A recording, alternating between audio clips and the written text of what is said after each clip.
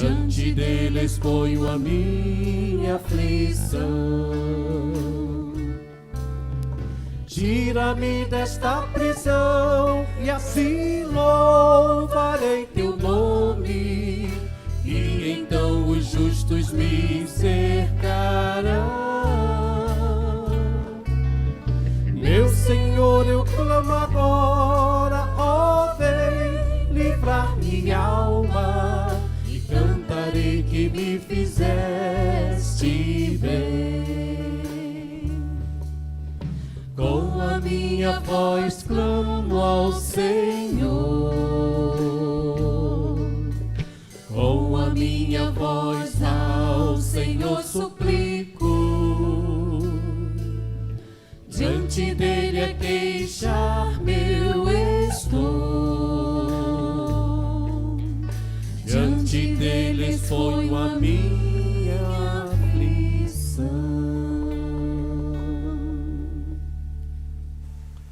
Pode sentar, queridão, que bênção, né? Coisa maravilhosa de hino, de oração, a gente viaja, né? As nossas crianças, amados, de até 7 anos, elas estão aí? Temos crianças hoje aqui no nosso culto? Será que temos? Até 7 anos, hein? Tem criança nova aí? Isso. Tem mais vindo aí?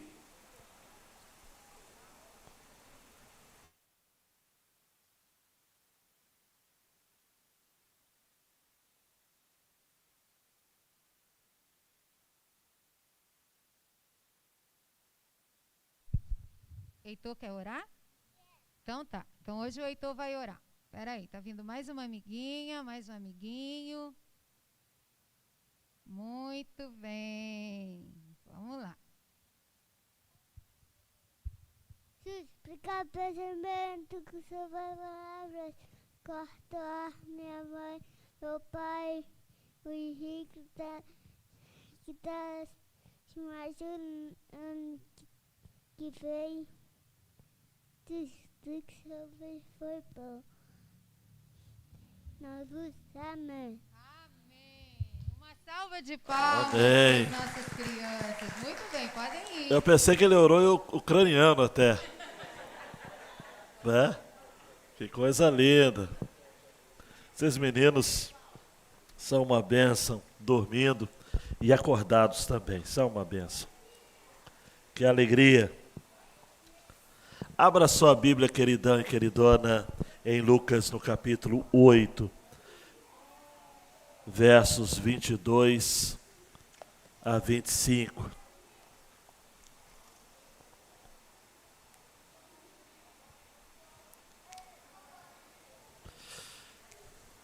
É incrível como que Deus ele vai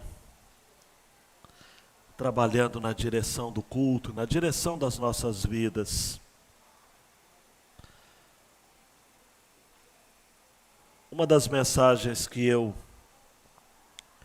revi no meu período de férias foi uma mensagem que eu preguei há alguns anos atrás, no Evangelho de Marcos, desta passagem. É a narrativa paralela, não é? A esse texto em Marcos 4, 35 a 41.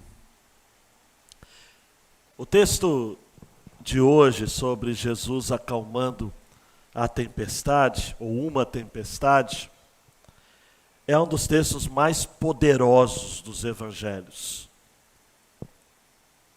De uma aplicabilidade direta ao nosso contexto. Quem é que nunca viveu uma tempestade na vida? E eu não falo apenas de tempestades normais, naturais, embora talvez tenhamos já enfrentado algumas delas, quer seja no mar, quer seja na terra, no trânsito ou em casa. Mas esse texto nos fala muito das tempestades da nossa vida, que todas elas, tanto as naturais quanto as sobrenaturais, ouvem a voz poderosa de Jesus. Me parece que o propósito de Lucas, ao colocar esta história aqui, é justamente fazer uma relação entre aqueles que têm dificuldade de ouvir a Jesus, porque não é solo fértil, não é solo bom. A parábola do semeador, então, está ainda em tela. Ou que tem dificuldade de ver aquilo que o Senhor está fazendo e por conta disso não ouve, não obedece. E a mensagem de domingo passado, no episódio da visita dos familiares de Jesus a ele, Jesus termina dizendo aos seus ali: minha mãe e meus irmãos são aqueles que ouvem a palavra de Deus e a praticam. E aí Lucas, de imediato, lança mão dessa história. Para nos deixar claro, eu entendo que essa é a verdade, essa é a linha, de que, embora haja homens e mulheres que não ouvem, e que por isso vão ser pegos de surpresa quando da vinda do rei, e o rei está voltando, e a gente viu isso no domingo passado, ao passo que há tanta gente entre nós que tem recebido tanto da palavra de Deus, mas não tem ouvido, a voz de Jesus tem encontrado eco nas tempestades que acometem os servos e as servas de Deus. Quando você não ouve, quando você demonstra sua dificuldade em crer, quando você não responde afirmativamente à expressão que saiu dos lábios de Jesus àqueles discípulos, vocês não têm fé? Ele está fazendo um contraste em relação ao vento e ao mar bravio, que a despeito de serem seres ou ações ou verdades, manifestações da natureza, obedecem. Não é à toa que os discípulos vão dizer: quem é este que até o vento e o mar lhe obedecem?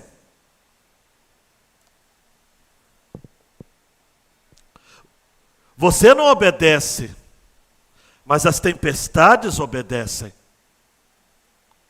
No seu contexto de prova, de dor, você mesmo pode estar agasalhando no seu coração tantas dúvidas, tantos sis e senões, mas em sua volta, as circunstâncias, as tempestades da vida, todas elas se curvam diante de Jesus.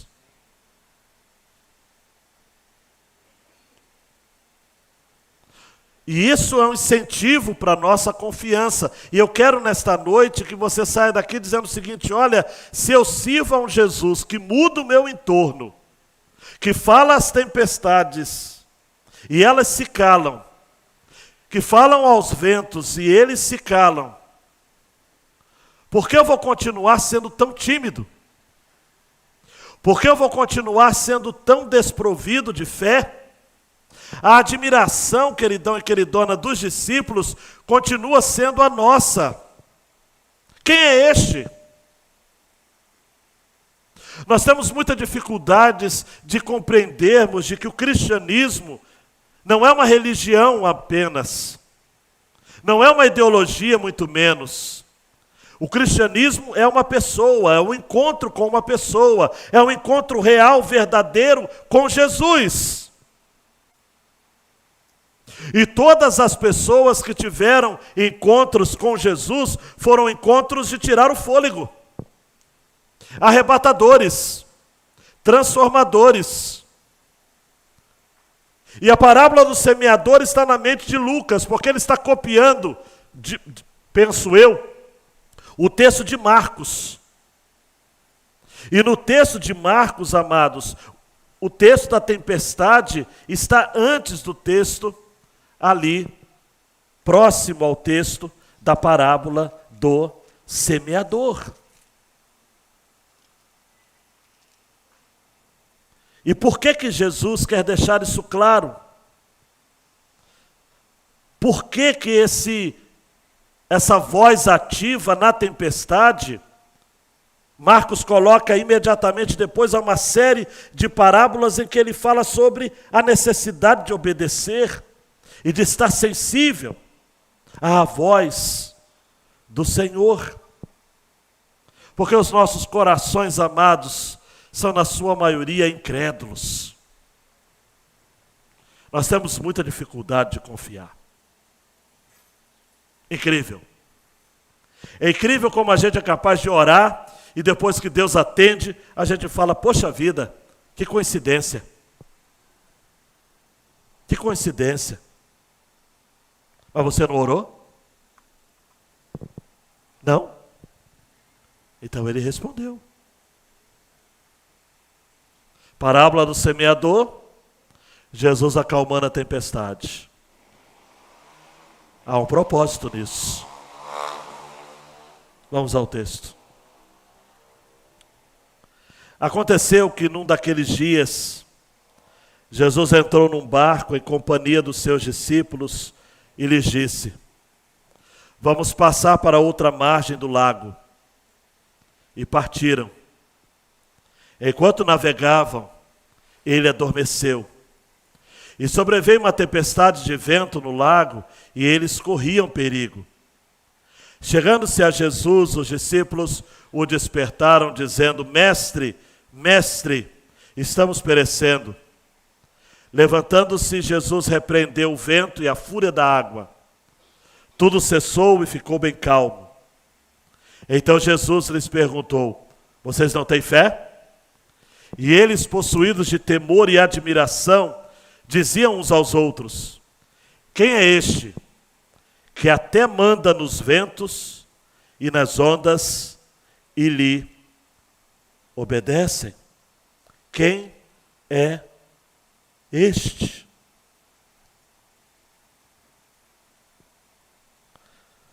João Marcos, dando um clique, nós temos a seguinte grande ideia desta passagem.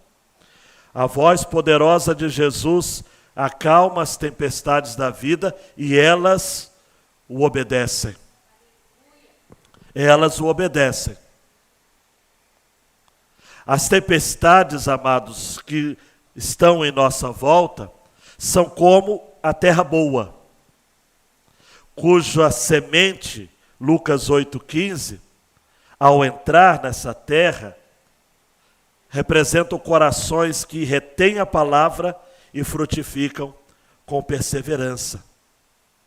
A estes, segundo a parábola da luz, da lamparina, são os que ouvem. E ao que tiver, mais será dado. E ao que não tiver, até aquilo que julga ter, lhe será tirado.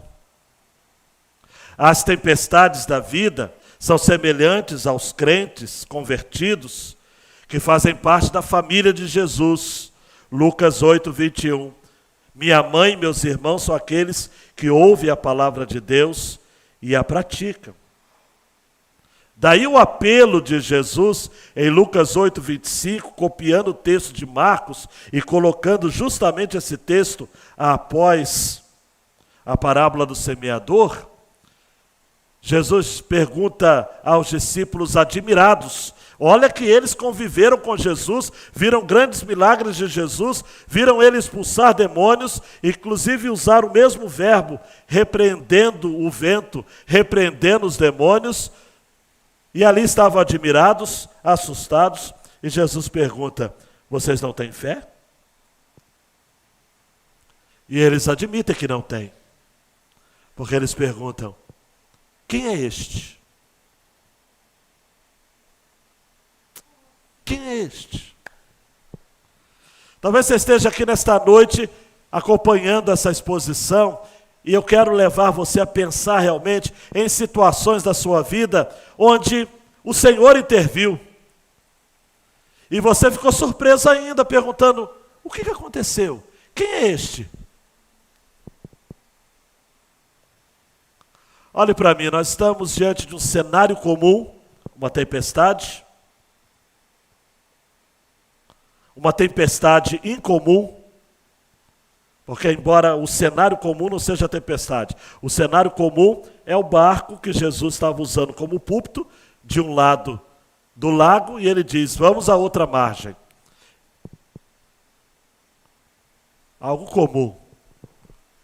Para pescadores pegar um barco e dar uma navegada, nada mais comum. Estavam com seus discípulos, pescadores experimentados, Tiago, João, Pedro, André, um cenário comum. Mas depois tem uma tempestade incomum, porque mesmo estes experimentados assustaram-se diante da tempestade, a ponto de acordarem Jesus. Eles não deram conta do recado. Era uma tempestade bravia.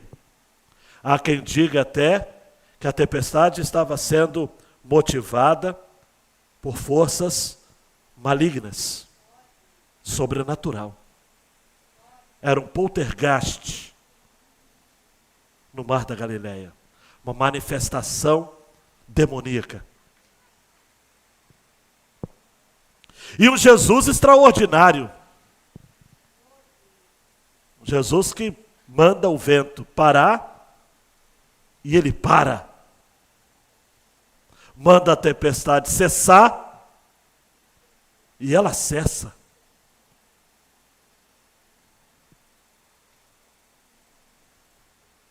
Vamos lá, João.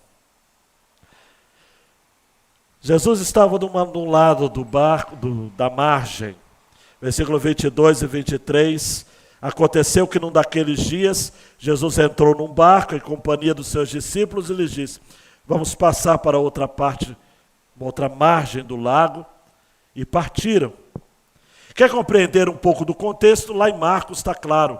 Marcos 4:1 diz que Jesus começou a ensinar outra vez à beira-mar e uma multidão, numerosa multidão, se reuniu em volta dele, de modo que entrou no barco onde se assentou, afastando-se da praia, e todo o povo estava à beira-mar na praia. E Jesus ali começou o seu sermão contando uma parábola.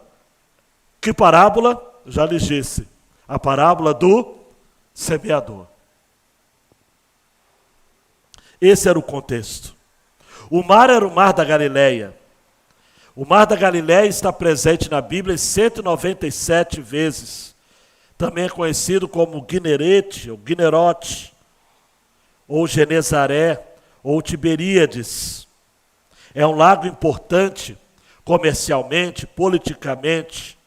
Os evangelhos vão falar deste mar, ou Mar da Galileia, 53 vezes. Para você ter uma ideia, esse texto vai estar presente esse mar, esse local, esse cenário comum, vai estar presente em vários momentos na história de Jesus, com os seus discípulos e com o seu ministério. Foi nas margens da Galileia que Jesus exorcizou demônios e os enviou a uma manada de porcos. Foi lá que Jesus chamou para o serviço seus discípulos pescadores. Foi lá que Jesus pregou num barco. Foi lá que Jesus ensinou na praia, acalmou o mar, cruzou da Galileia para Cafarnaum. Foi lá que Jesus andou sobre o lago. Foi lá que Jesus, ou perto de lá, que Jesus ressuscitou a filha de Jairo. Foi perto de lá que Jesus alimentou 5.000 pessoas. Foi perto de lá que ao final do ministério, Jesus realizou a pesca milagrosa no Mar da Galileia e chamou Pedro no canto, fazendo aquela pergunta clássica em João 21. Pedro, tu me amas? Durante 3 vezes. Foi perto de lá que Jesus curou um endemoniado, curou a sogra de Pedro, curou um paralítico, curou o servo do centurião. Agora, esse texto clássico que está em Mateus 8, 23 a 27, Marcos 4, 35 e 41 e Lucas 8, 22 a 25, Jesus aparece acalmando uma forte tempestade. Tempestades que eram frequentes naquela região, devido a uma característica geológica que não vou entrar entre os lados oeste e leste.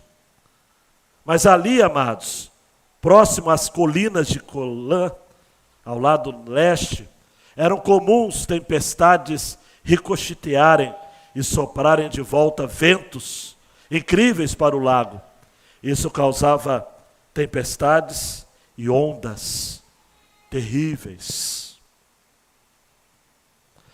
Mas mesmo Jesus conhecendo tudo, mesmo Jesus sendo o Senhor dos tempos e das estações, no versículo 22 ele chama os seus discípulos e diz: passemos a outra margem do lago.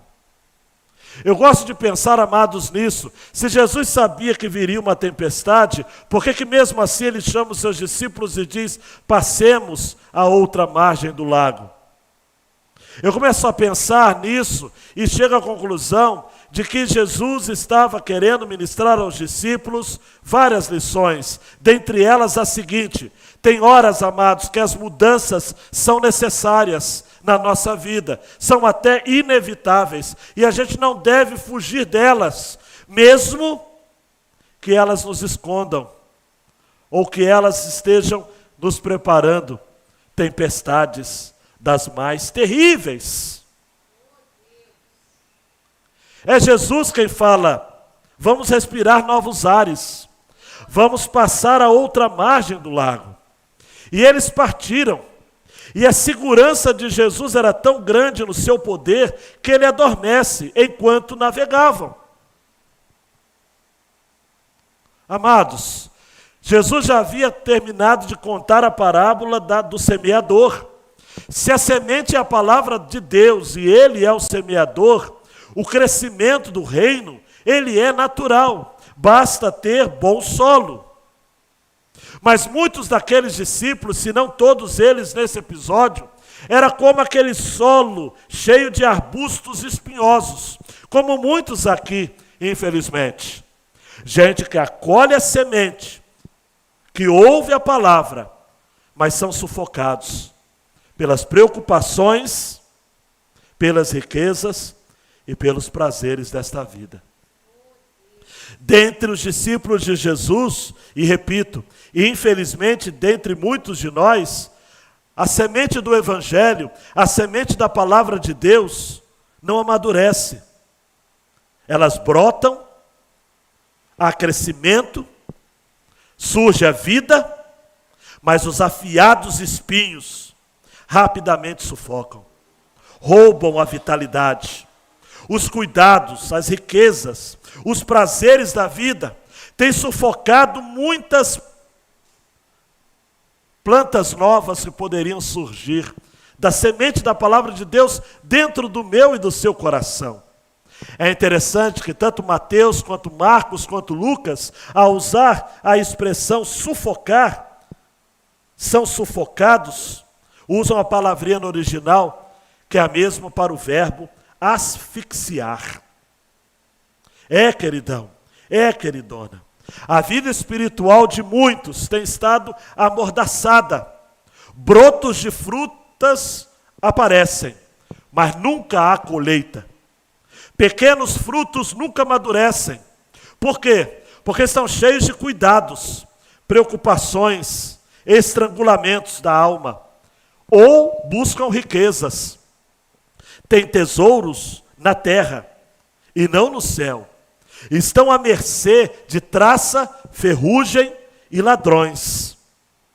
Ou são alvos, amados, dos prazeres da vida. E os prazeres da vida, os deleites da vida, podem ser um avanço profissional, uma casa de férias, férias de luxo, passatempos exóticos, investimentos financeiros, roupas de grife, carros de alto desempenho, muitas coisas.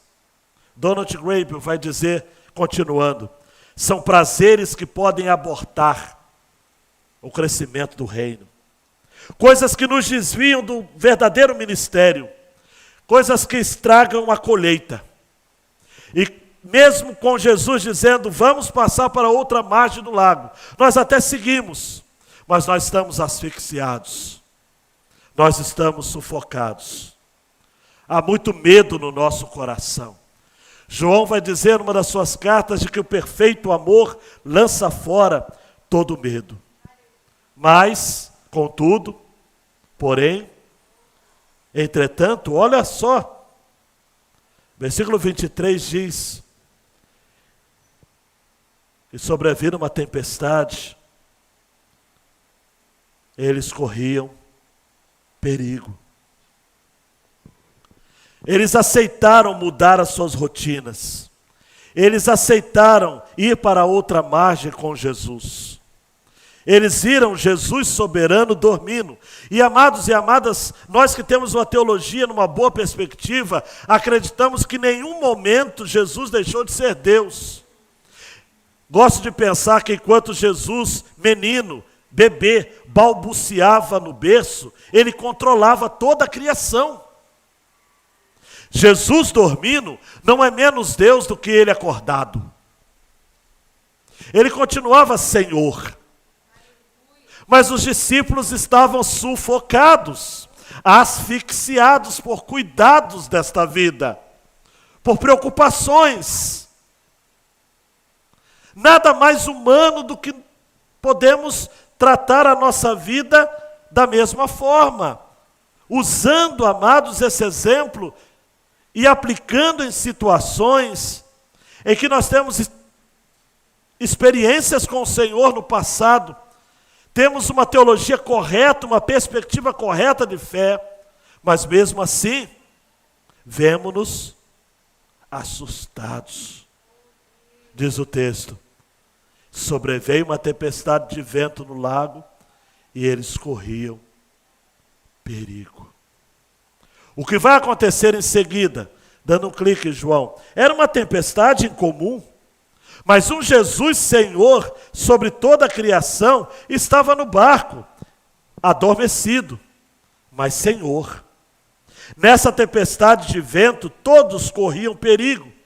O original para tempestade aqui é furacão, ataque violento. Não uma simples rajada, nem uma brisa constante, mais forte, uma tempestade com nuvens escuras, trazendo trovoadas, um vento furioso, chuva abundante, lançando tudo em desordem. De repente, amados, um vento intermitente, violento, acompanhando uma chuva pesada, os discípulos assustados, mais do que isso, desesperados, acordam a Jesus. Versículo 24. Chegando-se a Jesus, os discípulos o despertaram, dizendo, Mestre, Mestre, estamos perecendo. Ah, amados, aquela tempestade estava na agenda de Jesus, mas não estava na agenda dos discípulos. Aquela tempestade estava nos planos de Jesus, mas não estava nos planos dos discípulos, como as suas enfermidades, as suas questões, as suas lutas contra os vícios, as tensões que você tem enfrentado na sua casa e no seu trabalho. Dito isto, amados e amadas, nós precisamos, todos nós, assumirmos aqui, de antemão e diante do Senhor, que nós precisamos confiar mais.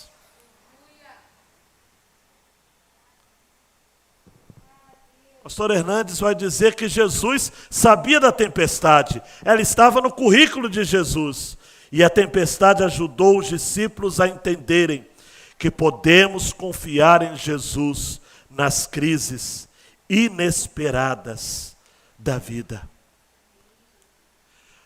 Zeca, discípulos, pescadores experientes, olham para o mar, olham para os horizontes e preveem tempestades.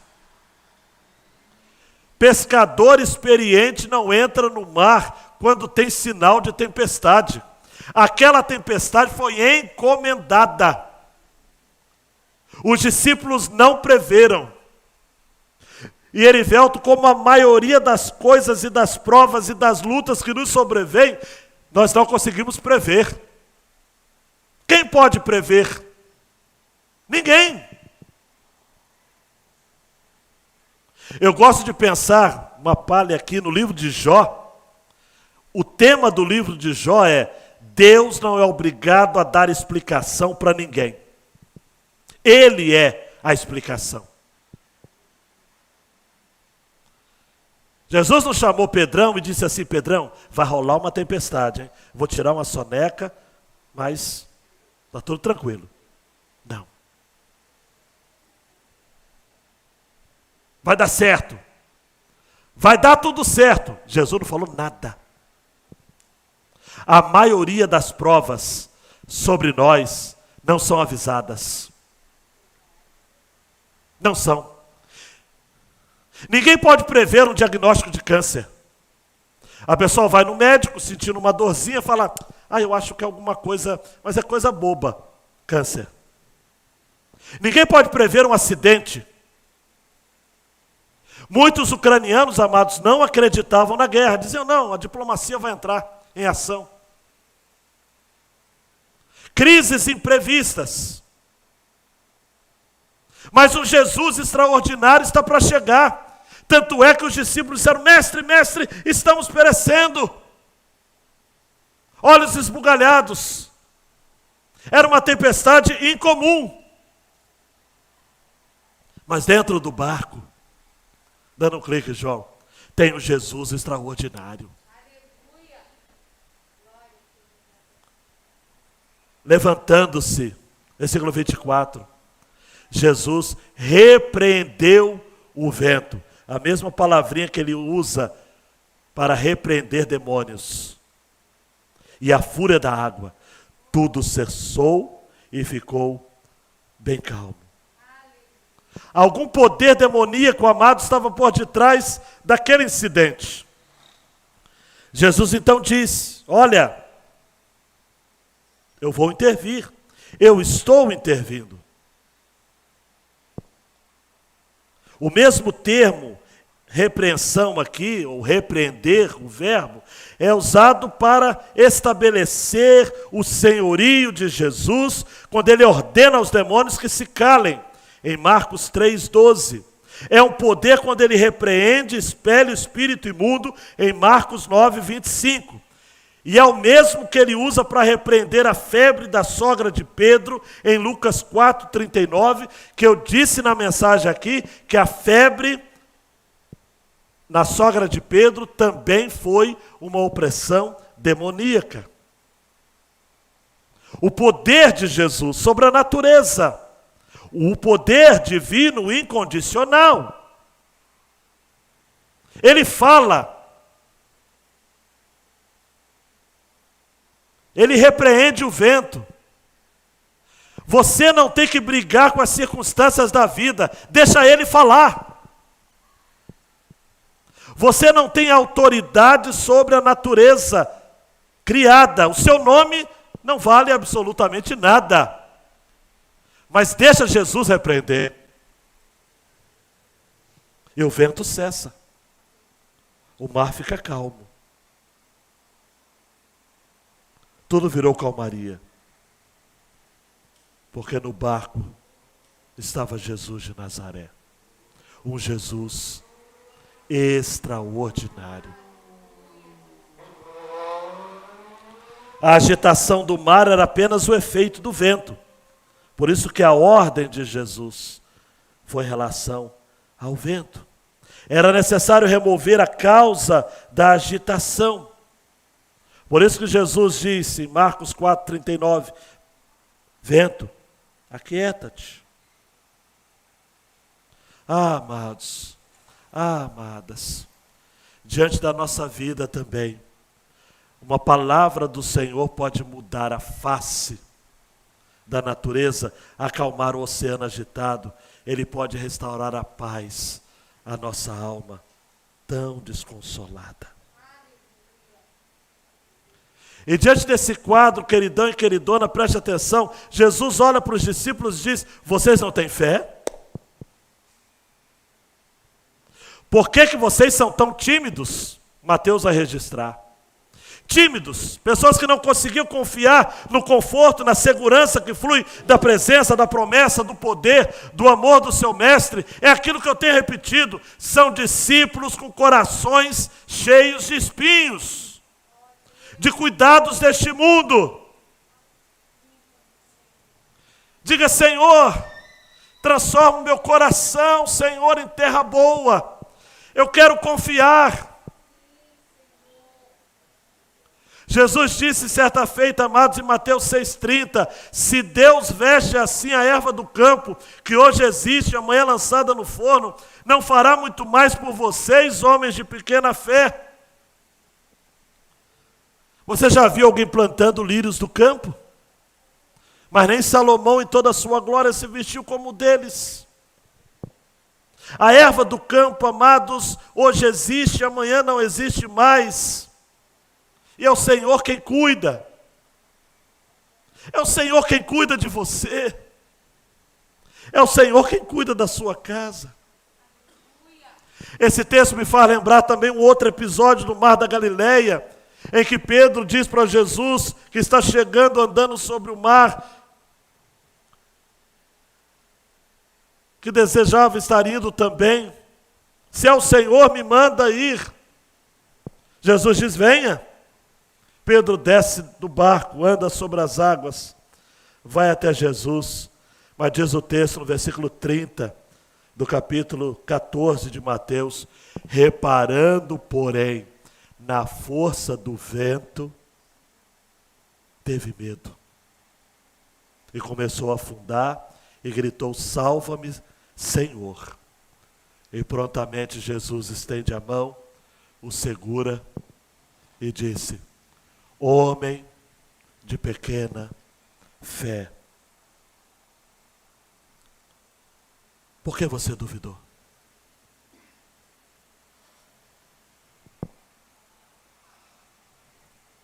Por que a gente duvida?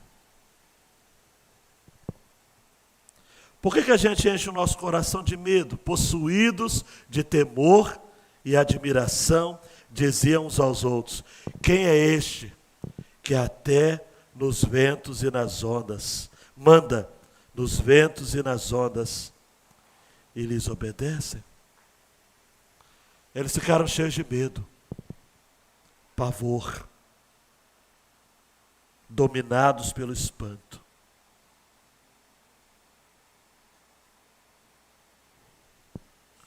Em sendo verdade, essa é a direção da minha fala, daquelas ondas, aquele vento teve um fundo espiritual, vale a pena fazer uma relação com Tiago 2,19.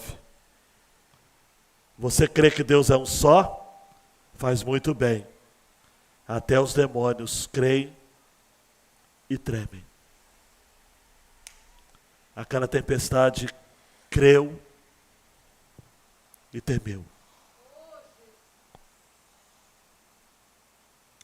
Sabe o que é triste?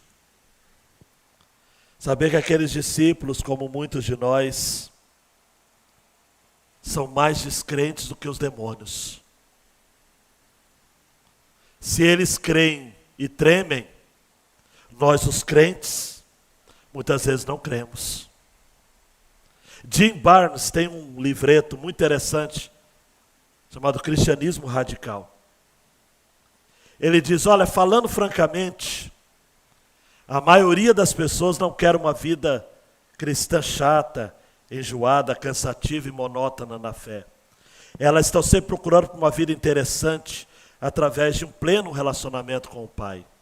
Mas tornar-se um discípulo de Cristo significa que devemos colocar Deus em primeiro lugar nas decisões mais importantes e nos tornarmos um cidadão do reino de Deus. Temos que colocar os nossos medos na cruz, os nossos temores na cruz, as nossas dúvidas na cruz. Temos de dizer como Paulo: estou crucificado com Cristo. Gálatas 2:20. Logo já não sou eu quem vive, mas Cristo vive em mim. E esse viver que agora tenho na carne, vivo pela fé no Filho de Deus, que me amou e se entregou por mim. Queridão, queridona, sabe o que eu vejo nessa narrativa? Jesus termina o seu sermão, conta a parábola do semeador, a parábola da luz, quem sabe outras parábolas, chama os discípulos para ir à margem seguinte. A tempestade ele sabia que viria, mas ele não fala nada, dorme no barco. Por quê? Olhe para mim. A fé, para se tornar algo confiável, precisa ser antes testada pelas tempestades da vida. Uma coisa é ouvir a mensagem, uma coisa é conhecimento, uma coisa é você olhar para os meus olhos agora, como eu sugiro que você faça, e ir atentando para a palavra de Deus. Mas por que Marcos coloca esta história depois da parábola do semeador e Lucas copia também? Para ficar muito claro que depois de ouvir, tem que praticar. Depois de crer, tem que observar. Depois de dizer, sim, Senhor, torne o meu coração terra boa, eu vou perseverar. Vem a prova, vem a luta, vem a peleja, vem a tempestade, vem a arruaça. E antes da gente confiar no nosso taco, me perdoe essa expressão, mas antes da gente confiar na nossa arma, nas nossas armas, nas nossas habilidades, antes de confiarmos em nós, ele diz, vou permitir, vou mandar Satanás preparar daquelas tempestades. Prepara uma daquelas que pescadores experimentados vão ficar como menininhos ou menininhas assustadas. Os discípulos foram reprovados no teste. Não se apegaram à palavra de Jesus. Fé não é crer apesar das circunstâncias. É obedecer apesar dos sentimentos e das consequências. Os discípulos olharam e viram o perigo. Olharam para dentro de si e se identificaram com medo. Não olharam para o alto, não olharam pela fé. Não viram o Deus homem que estava com eles dentro daquele barco. E a fé e o medo não podem morar no mesmo coração. O que aconteceria, queridão e queridona, se eles ficassem quietos, calmos, porque Jesus estava com eles? Salmo 56, 3. Quando eu ficar com medo, hei de confiar em ti. Tá bom para você? Mais um. Isaías 12, 2. Eis que Deus é a minha salvação. Confiarei e não temerei, porque o Senhor Deus é a minha força e o meu cântico, e Ele se tornou a minha salvação. Todos aqueles, queridão e queridona, que tiveram suas vidas marcadas por Jesus, passaram pelas tempestades da vida e creram que Jesus estava com elas, por elas. E quem não teve a sua vida transformada quando recebeu a Cristo, quem não viu todas as suas certezas e seguranças humanas serem pateticamente pulverizadas, quem não sofreu um processo doloroso de rupturas, renúncias, não teve um encontro real e verdadeiro com Jesus. Pastor Luiz Fernando dos Santos fala isso. Quem só teve bonança, quem só teve calmaria, quem só teve discurso na mente, quem nunca enfrentou mares bravios, não encontrou a Jesus ainda. As tempestades são testes de Deus. são tempestades de Deus, são provas de Deus, são lutos de Deus, são guerras de Deus. Você estava no hospital e o Senhor estava dizendo, essa prova eu estou nela. Esse vento fica quieto porque eu vou mandar parar. Confia na minha voz, confia no meu governo. Eu não estou dormindo. O trono do céu não está vazio. Há um rei. Há um rei. Eu fico pensando, João, e são duas aplicações só. Meu queridão, minha queridona, preste atenção. Essa pergunta eu fiz de modo sincero. O que anda acontecendo com a fé dos nossos crentes? O que anda acontecendo? Nós temos testemunhado, amados, um tempo de esfriamento espiritual como em nenhuma outra época de nossa história. Isso está acontecendo nos Estados Unidos, está acontecendo no Brasil, está acontecendo na Europa já há muitos anos. Eu soube de alguém que estava assustado porque na França o cristianismo é apagado. Amados, o cristianismo está apagado na França há séculos. E no Brasil, amados, há uma indolência, há uma preguiça, há uma negligência enorme. As pessoas desistem, as pessoas abandonam a fé, as pessoas deixam de orar. As pessoas ficam irritadas com Deus, brigam com Deus, chamam Deus para a peleja. Não dá para entender. Não dá para entender. Falta perseverança. Lucas 8:15 vai dizer que a parte que caiu na terra boa frutificam com perseverança. Tem que ter perseverança, queridão. A perseverança tem a ver com não desistir. Porque as lutas vêm. Tem uma angústia para cada um aqui. Mas tem uma perseverança também dada por Deus para cada um aqui. Tem. O negócio é não desistir, amados. Olha para mim, sabe o que eu gosto de pensar? Em Abraão. Abraão estava com a vida estabilizada lá em Ur dos Caldeus. Ele era o cara. Filho de Terá, que era um feiticeiro, um fazedor de deuses. Ele ia seguir a linha do pai. Mas de repente ele ouve uma voz, ele fica assim olhando, porque ele não conhecia Deus, o verdadeiro. Ele conhecia todos os outros deuses lá da Mesopotâmia. Abraão, Abraão, sai da tua terra, da tua parentela. O quê? E cadê o mapa? Não tem mapa para a terra que eu te mostrarei. E ele vai.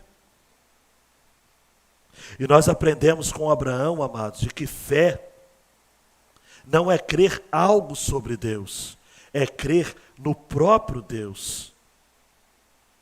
É viver da palavra que procede da boca de Deus. É seguir a Deus em lugares que nunca estivemos, em situações que nunca experimentamos, em países que nunca vimos, porque nós sabemos que é Deus que está mandando. E se Deus está mandando, vale a pena. E Abraão passou a sua vida inteira como peregrino e forasteiro, ansiando, como diz Hebreus capítulo 13, uma cidade celestial, uma pátria cujo arquiteto e edificador é Deus. E ele não viu, mas ele creu. Levante-se, creia, siga a sua caminhada. Não veja o mar, não veja as circunstâncias. Jesus está com você. Daí a segunda e última aplicação, agarre-se à palavra de Jesus liberada sobre sua vida. A autoridade de Jesus é poderosa sobre as forças malignas que estão ou que podem estar minando a sua fé. Porque tempestades sobrenaturais estão aí. povoando a sua mente, dúvidas, angústias, coisas que não estão deixando você dormir, e ansiedades, e você deve estar pensando, mas Deus, quanto mais eu creio, quanto mais eu oro, mais assombração me aparece, dificuldades, lutas. Olha, Tim Keller me chamou a atenção para um detalhe desse texto.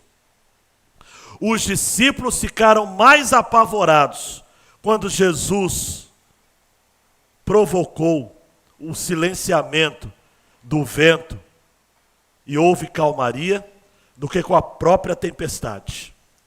Repare comigo no texto. Diz o texto que eles corriam perigo, chegaram para Jesus, o despertaram, mas ninguém estava tão agitado assim não. Só disse, mestre, estamos perecendo. É um medo. Mas ao final, depois da calmaria, diz o texto no versículo 25, eles possuídos de temor e admiração diziam, quem é este que até o vento e o mar lhe obedecem? Amados, eu não havia percebido isso antes, sem esse toque do Keller, que eu achei muito interessante. Eles tiveram mais medo da calmaria do que da tempestade. Eles ficaram muito mais apavorados quando Jesus silenciou o mar e o vento do que antes. Por quê? Porque Jesus era alguém que eles não podiam controlar. A tempestade tem um poder, mas Jesus tem um poder imenso. Ele é infinitamente mais poderoso do que a tempestade. Eles ficaram admirados, porque eles creram que eles estavam diante de alguém que lhes conhecia perfeitamente.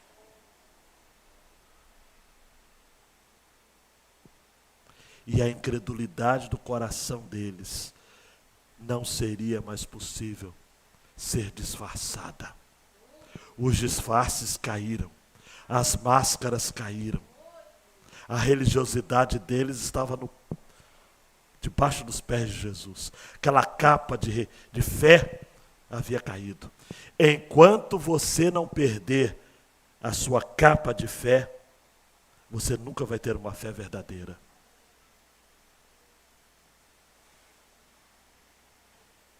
Tem gente que está aqui, amados, que só tem uma roupagem, só tem uma história, só tem uma tradição. É pura casca. É igual cebola. Vai descascando, descascando, descascando e nunca chega a lugar nenhum, porque a cebola só tem casca. Mas a voz do Senhor é poderosa. A voz do Senhor é cheia de majestade. A voz do Senhor quebra os cedros. Sim, o Senhor despedaça os cedros do Líbano. Ele faz o Líbano saltar como um bezerro, o Monte Hermon pular como um boi selvagem. A voz do Senhor produz chamas de fogo. A voz do Senhor faz tremer o deserto. O Senhor faz tremer o deserto de Cádiz. A voz do Senhor faz dar cria às corças, desnuda os bosques, e no seu templo todos dizem, glória. A voz do Senhor. Pega a sua Bíblia agora. Essa é a palavra. Ah, pastor, mas Deus não pode falar em voz audível para mim, como falou para outros? Pode, mas é de se estabelecer como consenso que normalmente Ele nos fala através da sua palavra. Verdade ou não é? Verdade ou não é? É a palavra. Como diria o meu pai, ela fechada é um livro, como qualquer outro. A aberta é a palavra de Deus. Quero terminar com rápidos testemunhos. Sabe como John Wesley, fundador do metodismo, foi convertido? Ele já era clérigo, já era ordenado, anglicano. Mas ele estava em Londres e ouviu um sermão baseado em Romanos. E de repente ele sentiu seu coração estranhamente aquecido. Agostinho, Da mesma forma, devasso, uma vida licenciosa, desenfreada, ele ouve uma voz de uma criança dizendo em latim, tolle lege, pega e lê. Ele abre a palavra de Deus num texto de Romanos 13, 13 e 14.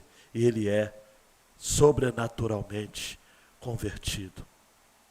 R.C. Sproul, um exemplo mais contemporâneo, embora falecido, famoso